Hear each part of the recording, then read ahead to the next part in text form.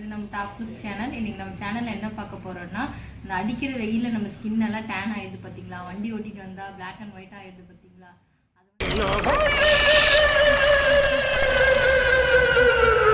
வீட்டில் இருக்க பொருளை வச்சு நம்ம ஹெர்பலாக எப்படி ப்ளீச் பண்ணி அதை எடுக்கலாம் அப்படின்னு சொல்லிட்டு நம்ம இன்னைக்கு வீடியோவில் பார்க்க போகிறோம். வாங்க வீடியோக்குள்ளே போகலாம்.